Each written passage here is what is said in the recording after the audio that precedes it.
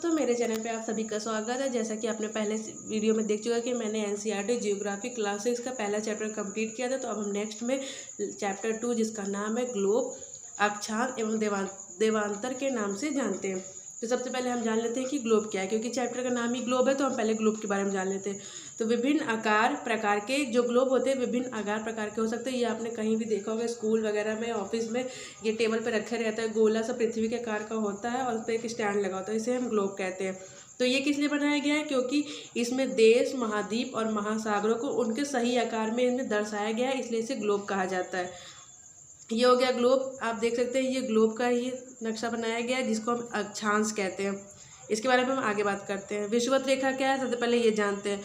तो पृथ्वी के आधे भाग को उत्तरी गोलार्ध तथा दक्षिणी गोलार्ध कहा जाता है। आधे भाग को, ये दोनों बराबर के आधे भाग होते हैं। इस प्रकार वृत्त यानी कि ग्लोब पर एक काल्पनिक रेखा ऐसे को दर्शाया जाता है, इसी को हम कहते हैं विषुवत रेखा कहा जाता है। अब हम जानते हैं देशांतर किसे कहते हैं। तो किसी स्थान की स्थिति को बताने के लिए उस स्थान के अक्षांश को हम देशांतर कहते हैं। ये अक्षांश हो गया, इसकी स्थिति बताने के लिए हमको देशांतर का इसका नाम दिया गया। अक्षांश किसे कहते हैं?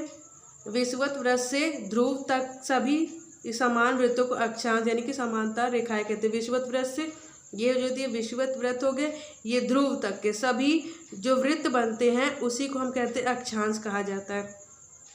हम जानते हैं पृथ्वी के 3 कटिबंध होते हैं। पहला है उष्ण कटिबंध, जिसमें सबसे अधिक उष्मा यानी कि बहुत ज़्यादा गर्मी होती है। फिर उसके बाद आता है शीतोष्ण कटिबंध, जिसमें मध्यम तापमान होता है।